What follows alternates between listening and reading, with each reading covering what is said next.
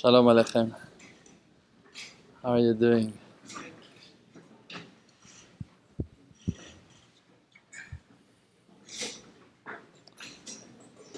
Today, God opened my eyes to understand what is the most important thing in this world. Before of religion, before of Torah and mitzvot, there is something very basic that is required if we really want to find ourselves one day finding things and understanding things about Hashem, the Torah Kedosha, amazing things, Jerusalem, Beis HaMikdash, Mashiach. First of all, we need to go out from that bubble that we're inside.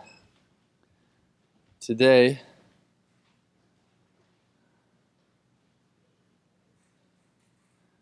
I saw that I think we can say, without exaggerating, 99.999999999 of the population of the world are busy 24 hours a day in trying to be someone that they're not. and it's horrifying. It's just so terrible. Everyone he saw once someone, or that he built his character from few superstars that he saw in his life, and he built for himself someone that he needs to be. Okay, someone that, okay, I'm not the tallest person in the world, so I'm not going to be Michael Jordan. Okay, I don't know how to sing, so I won't be Elvis Presley. But everyone found for himself someone that more or less he can relate to. He looks a little bit like him, and he said, okay, now that's my goal in life. And actually he's doing the worst of the worst, because he's just going away from who that he is. And if he finally going to succeed to become that person, so he lost himself completely. He had the potential to be who that he is and to enjoy from the gifts that he received from the Creator, and he's putting all of his effort, all of his power on denying that, on erasing that creation that God made. And he's all day long dreaming how I'm going to become to be that one that actually I never meant to be. Thank you. Toda Rabba.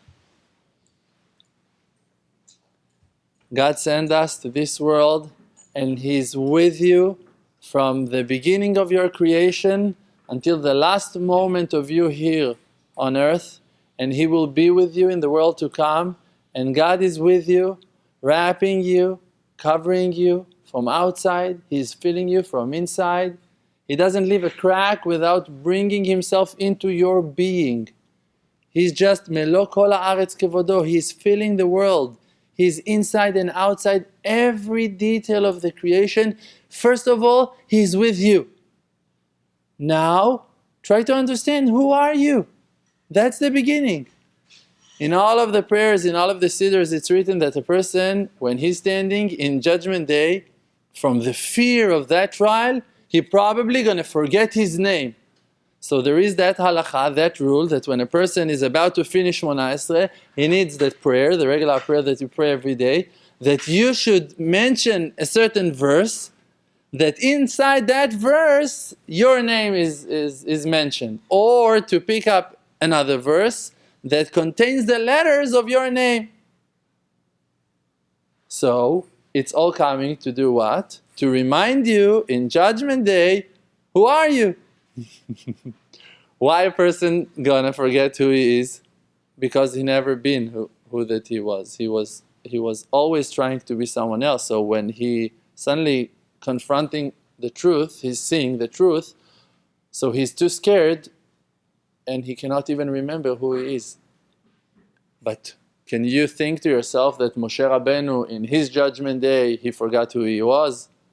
Avraham Avinu, when he saw Hashem first time in the world to come, completely with no barriers, with no curtains, with no distractions, just it was him and Hashem Yitbarach. Can you think to yourself that Avraham Avinu, he didn't remember who he was and who Hashem is? No, it's a joke. Only when you're not connected to who that you are, so you can forget who you are. Who are you? I don't know, who am I? When someone asks you in the street, who are you, what are you doing? If you answer, I'm a student, I'm an avrech, and you have imaginations, if you don't know who you are, and you just, I'm working in the pizza place, I'm running a hotel, I'm a doctor. Okay, if you fell to those imaginations and you really think that you're a doctor, so in Judgment Day, when they're going to ask you, what's your name? You're not going to know. You're going to start thinking, I'm a doctor, I have patients, I have meetings, and all of the confusions, all of the imaginations of this world going to come and going to block your eyes, going to block your heart, going to block your ears from remembering who you are. Who are you?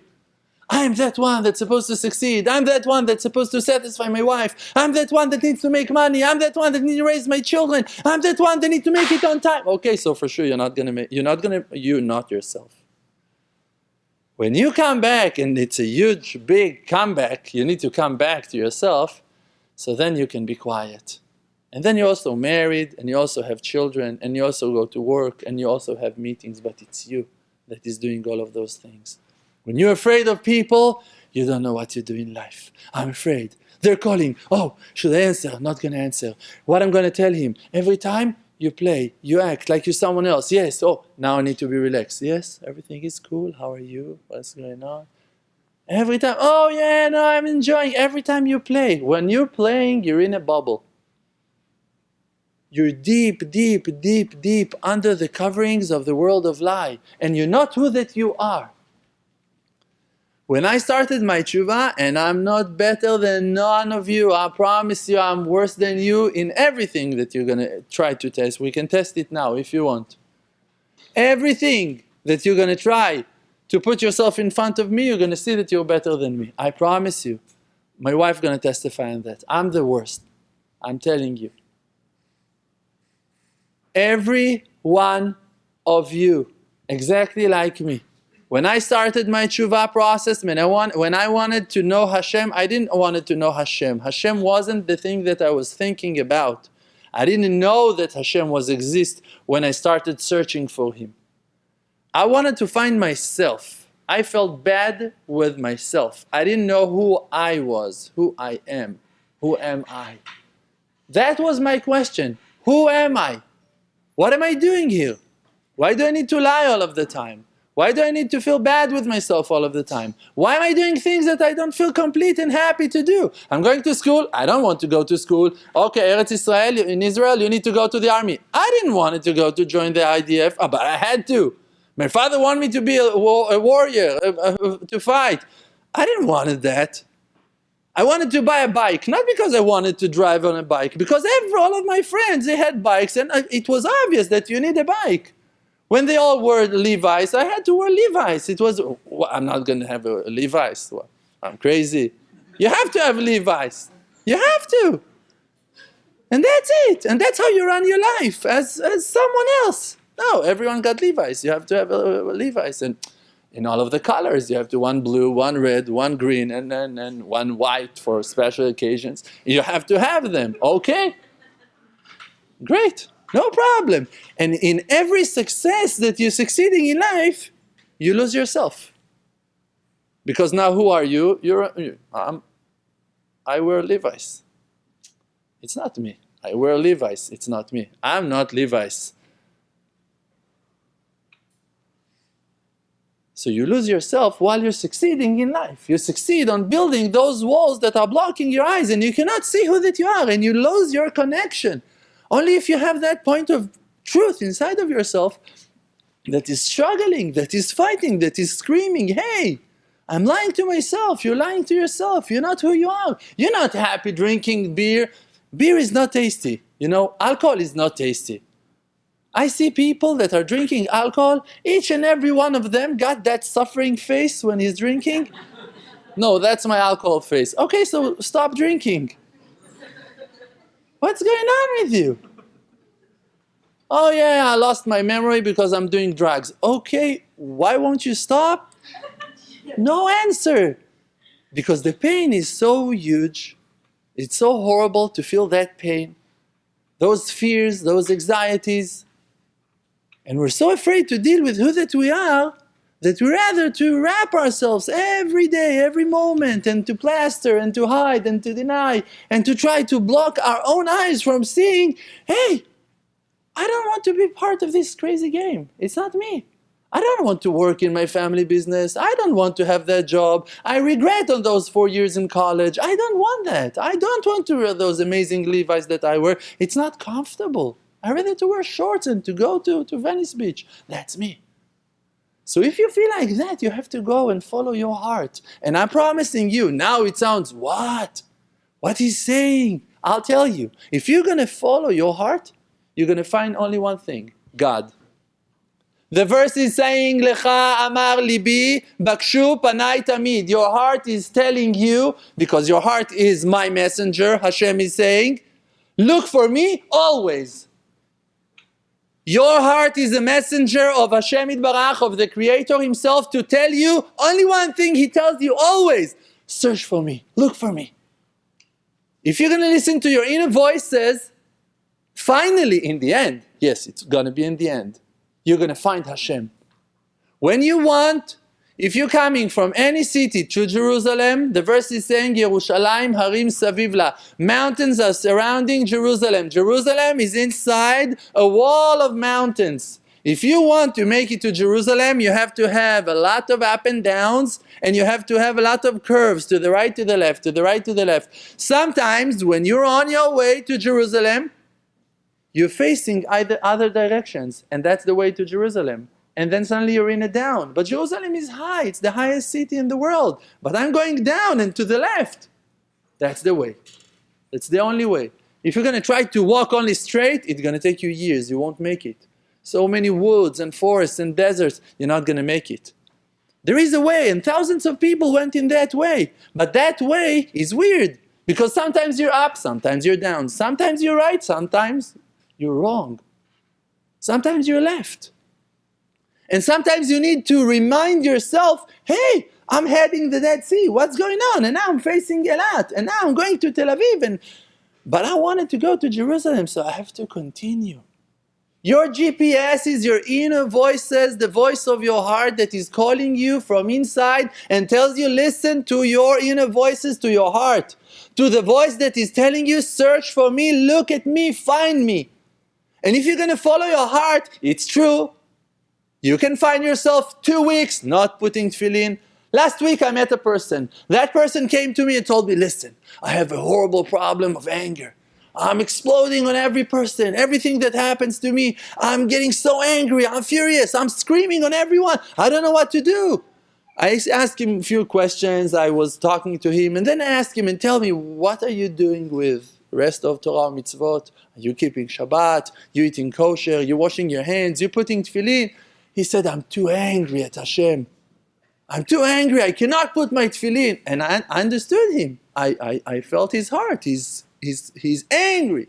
He saw things in life that he cannot understand. He saw Hashem Yitbarach disappointed him from his point of view. When he looked at Hashem, Hashem didn't answer his prayers. Hashem disappointed him. And he, as an angry person, couldn't put tefillin anymore. That's it. The last accident that he had with Hashem Yitbarach, when they lost a lot of money and his father was very upset, very sorry, and they went through a very hard time, for him it was a closure. For him it was a done deal. It was dead. He cannot put tefillin anymore.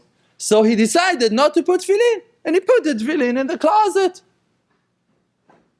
And he came to me and I told him, listen, I'll give you a few advice, I'll give you a few words, and listen. And he heard my class and we spoke a little bit about it. And I told him, try to wash your hands and to do netilat yadayim. And I gave him some advice.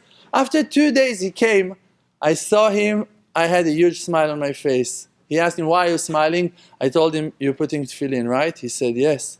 In the morning I woke up and I said to myself, you know, why not? Put tefillin, what is going to happen? What's going to do to you? Nothing. In the moment that he started talking about himself and he started just bringing out his sorrow and his pain, suddenly it wasn't so frightening anymore. Suddenly it wasn't such an enemy that feeling. Only when, for him, it was Hashem, and he was angry, and he wasn't really feeling what that he really feels inside. Just he was going with his angers, so now that tefillin is his enemy, because that tefillin represents Hashem, and that's it, I'm not putting tefillin. But if you're going to talk to him a little bit about it, he wants to put tefillin.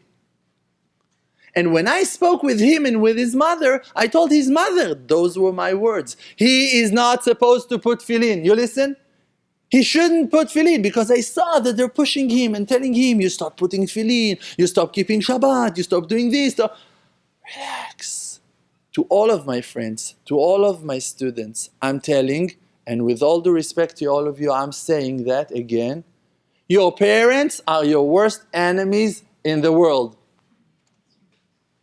Reality. And you can have the best parents in the world, the best of the best, they are the worst enemies.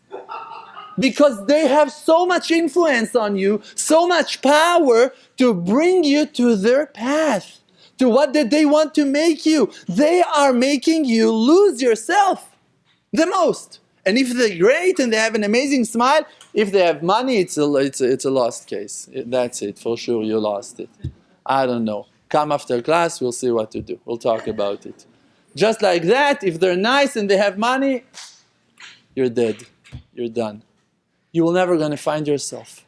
Because you're following them. You're following other people's advice. But they can never aim to the will of your heart. The will of your heart is an individual will. You have something inside that no one else in the world got. No one have it. No one. No one can hear your feelings. No one can hear your thoughts. No one can feel your fears. No one can be excited from your holy desires for success. No one knows what makes you happy, what makes you laugh. No one understands why you're crying and what makes you sad. And no one is inside with you. There is a way, one chance in a million, that a couple are going to love each other so much that they're going to be so connected. The husband going to understand his wife and the wife going to understand her husband. This is something that happens 1 in a billion, I think. I was wrong. I said 1 million before. I'm fixing myself. I'm doing tshuva, misleading you. 1 in a billion. It can happen. This is a very, very, very hard thing, really, to come inside the heart of your friend and to know what he's going through. This is something that huge, gigantic, righteous people cannot do. Amazing giants are not able to do that. But you, to know about yourself, this is very easy. And I'm going to explain to you how it's easy. Because you know who you are. Your problem is to accept it. To know who you are, to know what you like, what you love, from what you enjoy, that's a very easy thing. You like to see football. You like to play baseball. You like to eat French fries. You like chocolate. You know those things. Just to accept it, that this is me, that's a problem. To know that you like to run, to drive bicycle, to go to the sea, to see the sunset, even to smoke drugs, I don't care. If you know what makes you happy, for me it's a good thing. That's the beginning. We already started with something. We have something in our hand. Let's work on it. Let's clarify what. Let's find. Let's sift it. Let's find what you like inside of drugs. Let's talk about that experience of you sitting dead, stone as hell, and now trying. Let's find it. Let's go deep into that experience and let's understand what you're looking inside that drugs. There is something that you're looking over there.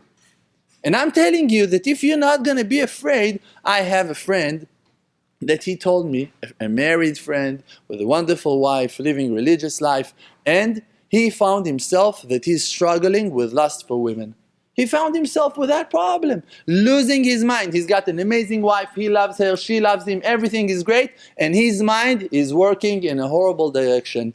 And he was afraid of that. Those thoughts were eating him from inside. He wants to love only his wife, and he's got crazy desires to other women, and he doesn't know what to do. And he sees that when he's trying to guard his eyes and not to look at other women, he's just increased the tension and the stress, and he doesn't know what to do with himself, and thoughts are attacking him. I told him, I'll give you an advice. People are afraid to deal. No, I'm not allowed to see a woman, to think about another woman. I told him, you know what? Listen to me, please. Do me a favor. I'm taking it on my back. Stop. Go to a quiet place and go all the way with your thoughts. Go. Imagine. Think about that woman that you fantasize on, and undress her, and touch her, and hug her, and kiss her, and sleep with her. Do everything you want. In the end of it, go back to yourself, say, was it worth it? It's nothing. It wasn't worth it. It was nothing for you. When you're afraid of something, you make it to be so many times stronger than it really is. People are working all of their life, making money on money on money on money, want to be the richest people in the world. Not because they love money so much, just they're afraid to be poor. And they're going to have hundreds of millions of dollars in their banks. And they're not enjoying the money. You're going to see they're cheap. They're not touching the money. They're not able to enjoy the profits that they have. They cannot buy properties. They cannot live in those houses. They cannot go to vacations. Every donation you ask from them, oh, now he's talking about money. Something is wrong with him. Oh, I know. He's a rabbi. Okay, I'm going. And he's not able to talk about money. Why? Because he's not really rich. He's just a small, tiny person that is terrified to stand in front of a debt, of dealing with lack of money, with poverty. Because once in his life, when he was 3, when he was 5, when he was 7, his parents had horrible financial situation, and he saw his mother crying, and he saw his father banging his head to the wall, and they didn't know what to do. And he, as a child, 7 years old, stupid kid, decided, I will never gonna be poor, and that's it. And he's denying. And he will work 120 years of his life out of fear. And not out of love. He's going to be religious. He's going to pray. He's going to cry to God. He's going to wake up every morning to shul just because he's afraid to go to hell. And not because he knows God. Not because he cares about God. He couldn't care less about God. Just he doesn't want to go to hell. Why? Because the Rebbe was screaming at them, you're going to go to hell. You're going to be burned in hell. And that's it. Now he, to hell, will not going to go. So he's going to be religious. Every day he's going to wake up 4. He's going to put his tefillin. Rashi and Rabbeinu Tam. He will stand like that. He will never going to talk at shul. No connection to the Creator. It's a dead person. It's a prisoner. It's a slave. He is not a free person to live life of spirituality. He doesn't have no connection to God. He cannot see God. He will never going to see God. Why? Because all of his life he's running away from who that he is. I met a person yesterday. He told me that when he was 10 years old, his parents brought him to talk to the Lubavitcher Rebbe. The Lubavitcher Rebbe was taking him, putting him on his lap, and asked him 3 questions. Are you a good kid? He answered no. He said, do you like to go to school? He said no. He said, okay, are you behaving nice to your parents, to your mother? He said no. The Lubavitcher Rebbe looked at his parents and told them, he's going to succeed. Because he's got midat ha'emet, the midah of truth. He's going to succeed. He hates school. He's rude to his parents. And that's the truth. He's not a good kid. He likes to run. He likes to climb on trees, to chase after squirrels. He doesn't care. He likes chocolate. He hates his mother's cooking. He likes to run and to jump high and to swim in the lake. That's who he is. Now you want him to put himself in the box and function like the rest of the prisoners in the school system, and then to go to the college and to drink beer over there. What are you doing over there? Drinking beer? Something else? What else you done in college? Imaginations. You lost yourself in college. You lost yourself in school. You lost yourself already in kindergarten. Boys and girls. All the boys need to run after the girls. All of the girls needs to hide from the boys. Oh, and if you have one that's doing something else, everyone are crazy, losing their minds. Everyone needs to be athletes. Everyone needs to try drugs. Everyone needs to see movies, everyone need to have a fancy car. And then you lose yourself. You drive in that fancy car with that amazing supermodel to your side, and you hate yourself. And you don't have no satisfaction, no pleasure, no joy in life. Because the peak of that success is the deepest, deepest, darkest night for your soul, because you lost who that you are. When we're describing Avraham Avinu and Sarah his wife, Sarah Imenu, will we ever gonna try to think how he looked, what was his height, what was his weight, if he was wearing those amazing Levi's or that he was just wearing regular clothes? Who cares? Sarah Imenu, was she blonde? Maybe she was brunette? Maybe she was with red hair, gingy? I don't know, I said it in English. Who cares? No one cares. Who cares how she looked? It's Sarah Imenu. We're following her because of her soul, not because of her body. But you all day long, I hope my lipstick doesn't move. I hope my cover of my hair, everything is okay. And she's all day long like that, fixing herself, scratching herself and checking herself. Relax. What are you doing here? You're not working now. It's not your job now. Be a person. Be a free person. How do I look? Why didn't you tell me that my head cover is moving?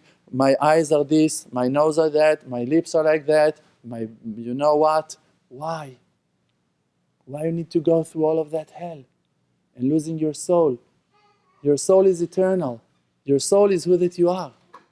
Stop worrying about your vehicle, about your car, about your body. What people are going to think about you? Who cares what people are going to think about you? Who can touch your soul? Who can take your life? No one can touch you. Be who that you are and fight for your freedom. And don't give up on your dreams. And follow your heart and be who that you are. And stop working for people. Stop working for the company. Stop working for the masses, for thousands of people that lost their way, and you're working for them. Instead of waking them all up and telling them, hey, you're asleep, come, follow me. You're going with them, with the herd, straight to hell. Everyone are working. Oh, we need to have money. Relax. You don't need so much money. No, I need to grow. I need to succeed. I need honor, titles, tags. You don't need all of those things. Go be free. Go to yourself. Hashem is telling Avraham Avinu. That was the first test that Hashem tested Avraham Avinu. He told him, Lech lecha. Go to yourself. After 100 years of Avodat Hashem, I don't remember how many years, he was already an adult. After 60, 70, 80 years of Avodah that he was working hard, he was righteous, he was strong. And God is telling him, go find yourself, please. Lech lecha, go into yourself. Okay, you know how to learn, you know how to teach, you know how to preach, you know how to give advice to everyone, but you lost yourself. Go find yourself, please. That's the first mission that Avraham Avinu is receiving from God. Go to the unknown, go find yourself. I'm going to show you the Holy Land, don't worry, go to yourself, first of all. First of all, we need to explode that bubble, that imagination, that we need to pretend to be someone that we are not. First of all, we need to come to that decision, I want to be who that I am, I want to come back to be who that I am. Who is my soul? That's my mission.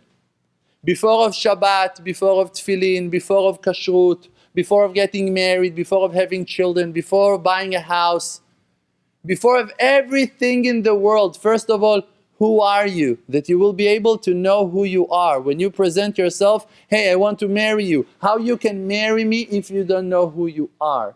Hey, I want to work. If you don't know your skills, if you don't know your talents, if you don't know your abilities, if you don't know for what you're qualified, who are you? How you can work for me? You're going to disappoint me if you're going to work for me and you don't know who are you? What you're able to do. First of all, find yourself. You want to be a rabbi? You want to be a Talmid Chacham? You cannot. You're not able to. If you don't know who you are, if you don't know from who you're afraid, if you don't know what is your holy desire, if you don't have a purpose in life, if you don't know that you're on a mission, if you don't know who you are, how you can present yourself to be someone that you're not? The beginning of this world is that a person will come back to who that he is. And I'm telling you, it's a promise, it's a guarantee. If you're going to listen to your heart, you're going to find God. Your heart is the place, it is the vessel that contains your soul. Your soul is a godly soul. It's part of heaven from above. Chelek Eloka Mimal. It's part from God that came from heaven. That is your soul. And you have particle of God inside of yourself. You have piece of God inside of your body. That's who you are. When you're going to know yourself, you're going to know that part of heaven. You're going to know God. That's what's going to happen to you when you're going to find yourself. When you're going to stop lying to yourself. No, I'm in a rush. No rush. No, they're going to fire me from my job. All right, only Hashem controls my life. Only when you're going to stop working out of fear, you will be able to deal with all of your enemies. You will be able to deal with all of your fears, with all of your anxieties, with all of difficulties of life. You're going to deal with them with faith, with confidence, with a smile. And you won't be afraid. You will find your destiny. You will find yourself. You will not going to be scared from powerful people, from strong people, people with a gun, people with money, people with wicked smile. No, you're not going to be afraid of them because you're going to know who you are.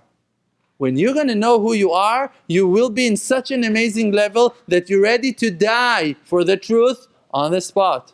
For the tiniest reason, you won't be afraid of death. You will not going to be afraid to confront your worst fears of them all. You will be able to cross life.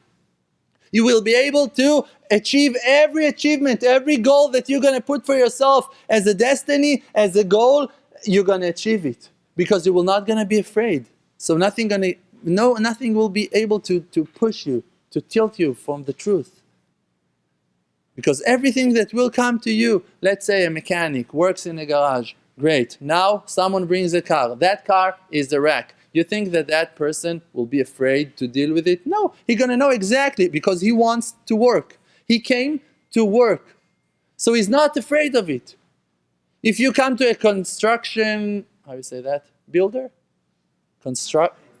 Worker, contractor, and you come to him, you want to build a hotel. Okay, if he's serious, he will not going to be afraid. He's just going to explain, he's going to take 2 weeks to plan it, and he's going to tell you exactly how we're going to do that. If he wants to work, he's not afraid of it.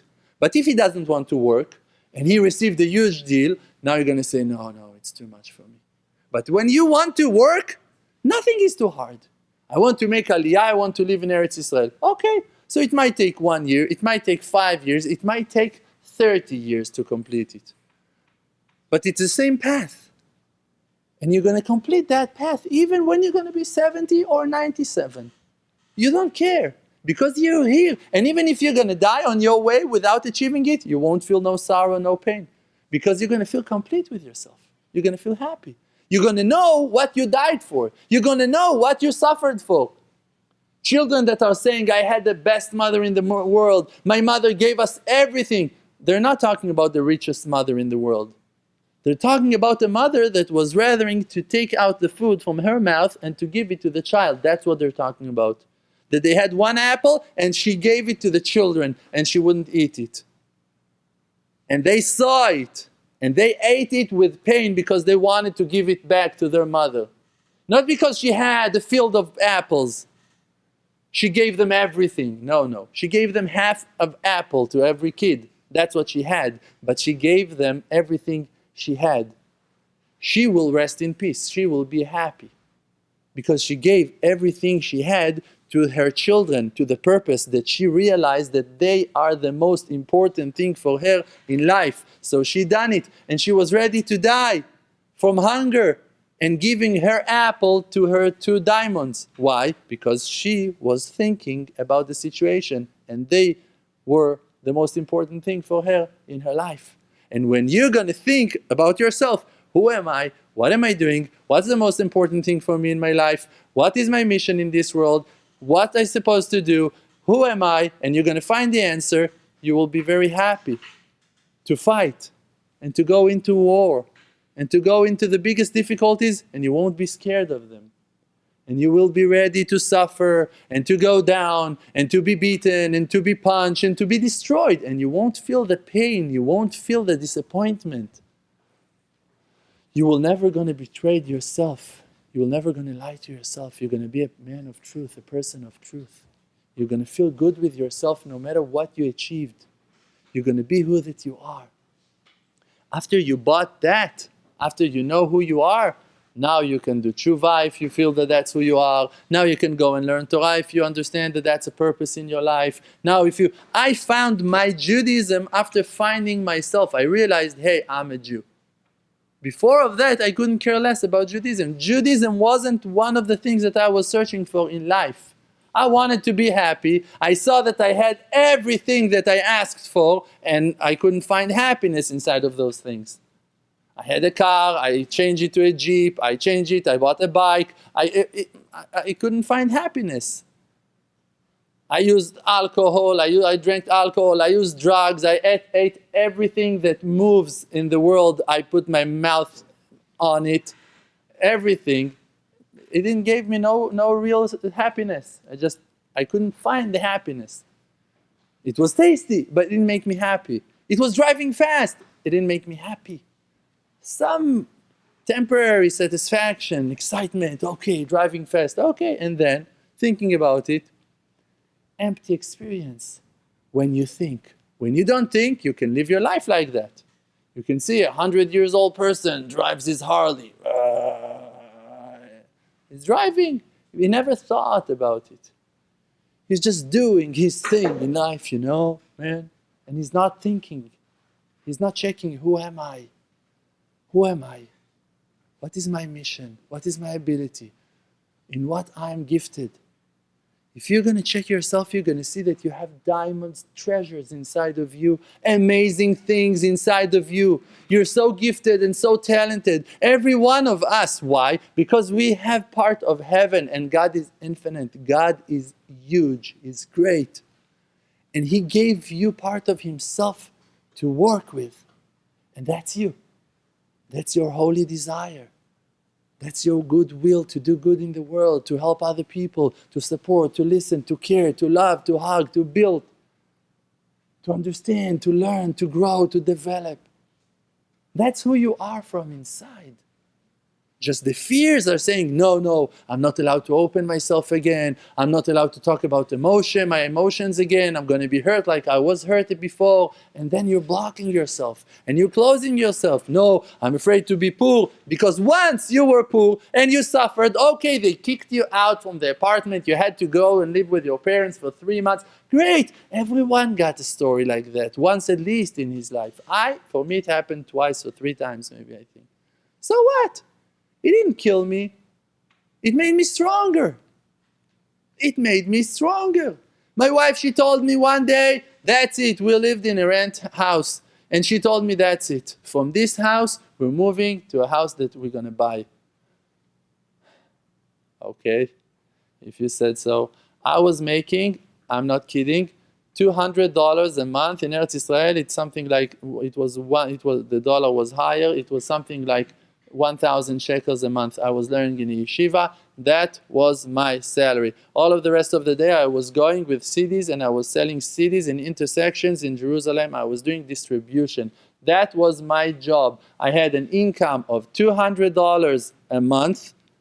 Our rent was maybe 3 times more than that. We had to pay all of taxes. It was all by me going, selling children books and CDs, handing them to people. That was my income, you understand? It wasn't much. And now we're barely able to finish the month and to pay our rent. And my wonderful wife is saying, that's it. From here, we're moving to our own house. I said, great. I want to also. How I'm going to do that? I cannot show lack of confidence. I need to build my confidence. I need to supply that house. I went to pray. I went to talk to the Creator about it. And when the 3 months finished in that apartment, we found ourselves packing all of our stuff and moving to my parents-in-law house. It was worse than hell. We were there. I'm telling you, we were there less than 2 weeks. We couldn't stay there. We suffered worse than hell. If today you're going to ask me where you rather to go, to your parents-in-law house or to hell, hell yeah. Hell yeah, I'm saying for sure, no doubt about it. I had it. It was enough. We went to that house, wonderful people, amazing people. Then we were with 3 children. It was the end. Today we're with 5. We're not even entering. We're not going to start that process. We went from that house. Every night I went to pray. Every night, not in shul, to do what it calls Hitbodedut, to talk to the Creator, a private conversation. Every night I went out to the fields and I would talk to the Creator and I would tell Him, what do you want me to do? Where you want me from to bring the money from? Where you want me to bring the money from? Where? How? I'm not working. And now we're not in our house even. What do you want me to do? And every day I went like that to the field and I was praying and praying and praying. And I'm talking about 3 hours straight and about 6 hours straight and once even 11 hours straight. I was driving asleep, doing Hitbodedut, talking to Hashem, please, we need a house, we need a house, we need a house, we need a house. When you don't have faith, when you need money, you go to rich people, you go to your parents, you go to look for a better job, you go to do something. When you have faith, you understand that people are not the ones that can help you. Only if God will give them the permission to help you, they will help you. So why to talk to them? If there is a manager to the bank, you're not going to go and try to convince the clerk to give you a loan. If you need a big loan, you're just going to try to set a meeting with a big boss. There is one big boss above us. You want something to succeed with, you want to achieve something, go to the boss. No, if I'm going to call my mother, going to tell her, here, I want to buy a house, she going to wash me. I will never going to find a house from her. If I'm going to talk to my parents-in-law, you understand, the house will not going to come from them. Okay, what I'm going to do? Go to work? I'm not able to buy a house from work. Which work going to bring me that house when I'm married with 3 children and I want to learn Torah and I have that goodwill that I want to go and be in the Beit Midrash all day long? I'm lack of options. But every day I went to talk to Hashem. And after those 2.5 weeks in my parents-in-law house, we moved to an hotel, a regular, normal, cheap hotel in the center of Jerusalem. We stayed there 2.5 months.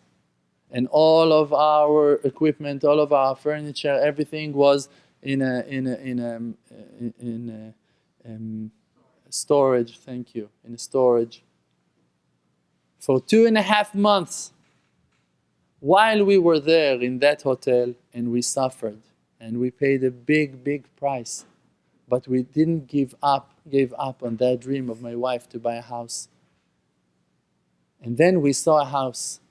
Then we saw a house that, with all of my crazy math, was something that I can maybe somehow buy. And when we asked them about, I first brought my wife to see that house. She said, I know that we don't have the money to buy that house. I told her, money is not the issue. Tell me first that you found the house that you want. Every house that I shown her, she didn't want it. She said, okay, that's the house. If we would have money, I would take that house. I said, great, we're going to buy that house. I don't have the money. I didn't have the money. I promised you, I didn't have the money. I went to do more Hitbodedut and more prayers. And I was going to my rabbi and I was asking him for blessings and more blessings. And please pray for me, please pray for me. And that was the only thing that I was doing. Praying and asking for blessings from righteous people. That was the only thing that I've done to buy that house. And I was stuck. Because even after that I went and spoke in the bank and we took a person that will take us collateral, maybe co-signer, someone that will make our life easier in the bank. And we went over there with him to the bank and he spoke with someone in the bank and said, yeah, don't worry, they can sign. And he convinced them to give us that, approve our mortgage on that huge house. And okay, great. They allowed us a certain amount of money to take in a mortgage. We were lack of $50,000. I didn't have nowhere to bring that money from. And I went to my rabbi and I asked him, what should I do? He told me, sign the contract. I told him, okay, I want to do that, but my parents will not going to let me. All of our families in the bank, if I don't have that money cash, 200,000 shekels, $50,000, where I'm going to bring that money from? He said, don't worry, Father in heaven, he's got savings. Tell them when you sign the contract that your father, and he's aiming on heaven, that your father, he's got a saving, and you're going to receive the money, don't worry. I told him, listen, Rav, I believe you. You know, I'm going to follow you to hell. Wherever you go, I'm with you, no problem. But what I'm going to tell my parents? He said, don't worry, it's my guarantee. I told him, okay, I'm telling them that you took the guarantee. He said, yes, don't worry. Father of mercy, he will answer all of our prayers, don't worry. He gave me confidence. And I went and I signed that contract. And I wrote over there that in maximum 6 months, my father is giving me the money. And that's how I signed that contract. And everyone, included myself, thought I'm crazy. And I was. But I done that because I wasn't ready to give up on my dreams. But to think that I was waiting, I was not waiting. I was going every night to the field. And every night I was praying and praying and praying. And if you think that I'm crazy, the answer is yes, I am. I'm crazy. When I decide to achieve something, I'm not dropping that thing until I achieve it. That's why I'm here with you today. Because I took that decision on myself to go and to talk to people and to find more people. And this is why we have thousands of followers that are following today in the world. It's not something that I received as a gift. I was uploading my videos alone to YouTube. I had friends that were working, people were helping me, my friends, because I didn't know YouTube, we didn't know anything. When we had 12 views on the videos, we were jumping. Oh, someone watched us, because we were only 10 in our group, so 2 people.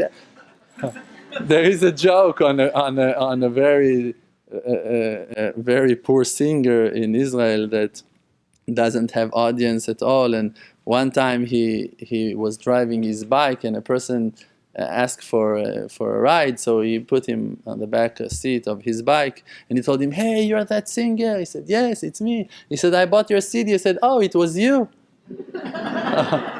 1 CD he sold in his life. Great. So that was our situation in the beginning. And after a year and after 2 years, we had 40 views on every video, and then we had 70 views. And when we reached 100 views, and today on my last class in Los Angeles, we already have almost 1,000 views. And I see those YouTubers, women that are going to all of those Sephora and I don't know what, and they have 30,000 views in an hour. And what they're doing, oh, you won't believe it. Oh, you can't, and there are just 30,000, 60,000, 70,000. Great, I'm following them. I'm with them. I'm learning from the experts. I'm learning from the best. I made a vlog in Sephora. Don't think I'm kidding you. I did now today. I made a vlog in Venice Beach. You can see it on our channel. We're going to help the people. I'm walking in Venice Beach. Hundreds of people, everyone are staring. I'm the weirdest person in Venice Beach. And you know that there are very weird people over there. And I'm the weirdest. And I'm going with my 5 lions behind my back. All of them are walking like that. And yes, Santa Monica Pier. Jews knows how to have fun. What's the problem? That's the name of our new vlog. What's the problem? Holy Jews can have fun in Santa Monica Pier. What's the problem? You can't live? You're allowed to live. You want me to drag my children to Los Angeles and to close them in a barn or something for 3 weeks and that they won't see if no fresh air? No, it's not. It's not supposed to be like that. So we're going to go and serve Hashem Yitbarach in Venice Beach. And we're not afraid of Venice Beach because Venice Beach doesn't have anything to offer us. Because we're not looking for anything over there. We came to have fun in that giant wheel, and we just had fun over there in the simple roller coaster, the orange one. Yes, it was nice. You all been there, right? Yeah. And we're just serving Hashem Yitbarach in our life. And we're not cutting our life to pieces and saying, no, I need to be this, I need to be that. I tried that. I suffered. I lived 12 years of my life in a place that I was not belong to that place. Even though that I wanted to do tshuva, and I went to the most frum, religious, radical area in Jerusalem, like Mea Shearim, and I went there, and I lived there, and I learned in yeshiva, and I was dying. And I achieved a lot. I learned a lot of Torah. I met amazing people. I bought an amazing life experience over there. But it was not me. It never meant to be. It was not my destiny. It was part of my life. I had to go through that process, 12 years over there. But then, when I woke up to look for myself again in a deeper layer, I decided to make a step and to go to look for myself. To come back to who that I am. And not to be afraid anymore from, hey, but you don't know what people are going to say about you, what they're going to say, what they're going to talk, how much Lashon Hara, what they're going to do, they're going to kick your kids out of school. I took my kids out of school. Me, myself, I decided my kids are out of school. I took them out. I didn't want them over there. And now they're homeschooled. And now they're receiving much, much more than they were receiving over there in the school. It was a religious school. It wasn't a wonderful school. And they were struggling all day long. They were fighting. 5 boys I have. 5 boys, you put them in school, you kill the school. I felt bad for the school, I took them out. We got a thank you letter and everything.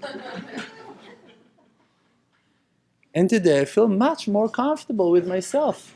So, going back to that contract, I signed that contract and I wrote for him over there that we'll have few stages, few time points that I can give the money before of 6 months. And if I'm paying before, so he leaves the house and I'm entering. We were in a situation 3 days, and so we wrote that in a month I can pay, in 3 months we can pay. We already moved from the hotel to my mother's house. First time that we were about to check her house, to show her house to my wife, there was a sewer flood. We couldn't enter the house. That was our welcome. We're going through those things always, thank God. We have our tikkun, we have things to fix. We went to her house, we couldn't come in. After 1 week, they fixed it all, and then we came. Another 3 months we spent over there in my mother's house. We were sleeping on the floor, on mattresses. That's how we lived our life. It was very hard. 7 months we were outside of the house, only because we decided to answer my wife's will to buy a house. I'm going to tell you in the future, if you'll have time, after 5 years, we left that house. Don't worry, we had to. And we moved, and we bought a second house. And after it, we sold that house, and then we moved to Rechavia, to where that we're living today. You need to follow Hashem. You cannot achieve the results. You dream on a house, you think, oh, that's going to be my house. Hashem's got the plan. You need to follow your heart. You have a path. You're never going to be able to avoid the obstacles and the difficulties in life. You're going to have to go through life, but you have to follow your heart. Then you're going to feel good with yourself. So I signed that contract, and when 3 months were about to finish, I didn't know what to do. I really wanted to go already into that house, and we had that problem of $50,000 that we didn't know where to bring it from. And I saw my rabbi in the parking lot of the yeshiva, and I came to him and he asked me, okay, what's going on with you? I told him, I don't know, we lack of $50,000. And he turned his back to me and walked away. And he didn't say it's going to be okay. He didn't say you're going to have it. He didn't give me one word of chizuk. He just showed me his back and went. And I was standing like that. Maybe I said something wrong. Maybe I upset him. Maybe I was showing lack of faith, lack of confidence. I didn't know what happened even. Just he went. When I picked up my children from school, I came back home to my mother's house. She looked at me and she said, please, I want you to sit. She said, I found a way to help you. Your parents-in-law, they will help you too. Your father, he took a loan also. Something that was, yes, it came through people. Yeah, my mother, my parents-in-law, and my father, they helped us out. They gave us the $50,000 in the end. But we never asked them for the money. We didn't. We never mentioned the money to them. We never asked it from them. We were just praying. And in the end, God chose them to help us in a way that was okay for them. It came from them. It came from their inner will to help us. It wasn't piles of money that fell from heaven. But if you have the eyes and the ears and the heart to see the personal supervision, how that it all came in one day, how it came in the exact date that I was supposed to pay, and we paid, and in 2 days we were already in that apartment, in that house that we bought. And God gave us that house, and we lived for 4 years in that house. And when you're not giving up on your dreams will be answered. You're going to receive them. You're going to get them. It's going to happen to you in your life. But you must find yourself. You must be the one that's going to dream your dreams. If you're not going to let yourself dream your own dreams and to follow your heart and to achieve and to find your destiny, no one's going to do that for you. Your parents can try to give you advice. It won't be the right one for you. Your rabbi can give you the right advice. It won't be the right one for you. Even if you hear an amazing lecture, you hear a rabbi, someone inspiring, talking to you, you need to listen to what that his words are doing inside of your own heart. Not to follow his words. It's an external class. It's coming from outside. It's not your answer. Even if it's inspiring you to something, okay, check what happened to me while I was listening to that class. Which sparks it was waking up inside of my heart? Who am I? Who was I in that class? What happened to me? When we want to find ourselves, when we want to become to be who that we are, for that we need to express our soul. We have to talk. Nafshi yatz'a bedabero. My spirit came out to the world while I was talking. When I'm talking to you now, I'm revealing to you myself, my pnimiyut, my inner side. If I would just stand here for the same hour, you would look at me, you wouldn't know anything about my inside. But when I spoke, when I talked, you could hear things that came from inside. If I would lie to you, you wouldn't know a thing about me. But because that I chose to say the truth been revealed while I was talking. If you're going to talk to yourself and you're going to pray, you're going to reveal your inside. If you're going to lie to yourself and you're going to say, I want to be righteous, I want to be pure, I want to be the strongest one, I want to be the richest one, you will never going to find yourself. You're going to hear your lies.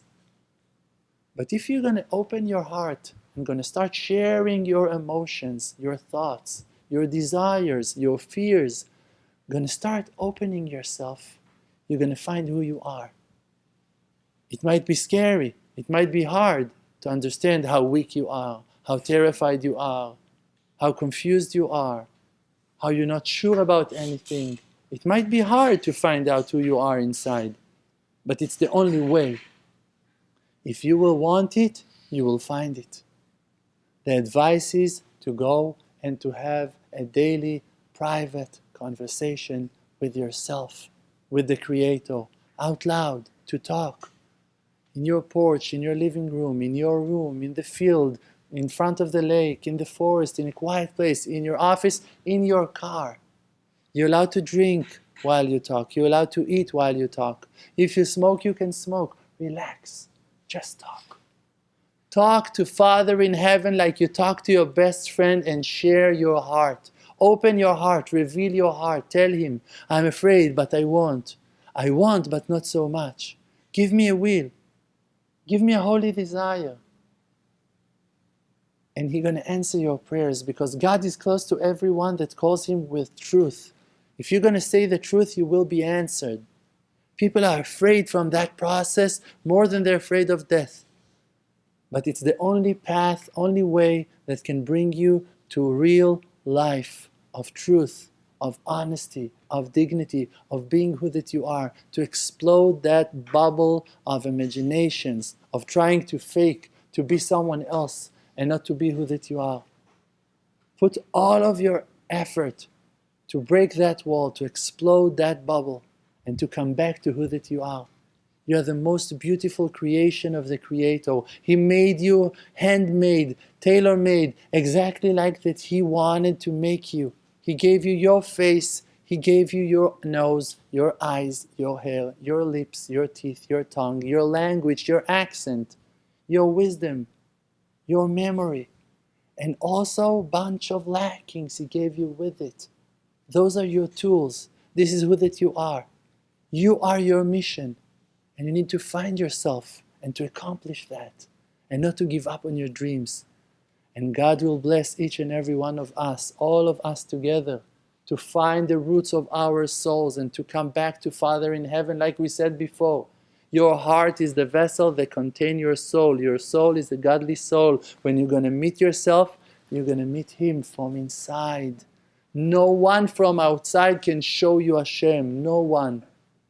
Only you can find Hashem inside. When you look outside, you see people, walls, ceiling, lamps, microphone, stand there. You can see millions of details. When you close your eyes, only Hashem is there. No people anymore, no obstacles, no difficulties, just you and your fears. So don't be afraid of your fear. Learn about it. Look inside and deal and talk about it. During all of that process of your self-awareness, of finding yourself, you must talk to the Creator and to share and to pray and to ask for things. And God will answer to all of your prayers. Ba'agala u'bizman kariv v'nomar Amen. Thank you very much. God bless you all. God bless America. Be happy. Guys, I'm asking please if each and every one of you can help us to support our amazing non-profit organization, Emunah Project. We have our flyers here, booklets, CDs. We're giving them all for free. You can check us out in the website, in all of the social media, YouTube, Facebook, Twitter, and all of the rest of the junk. You can find us all over the website, all of the web.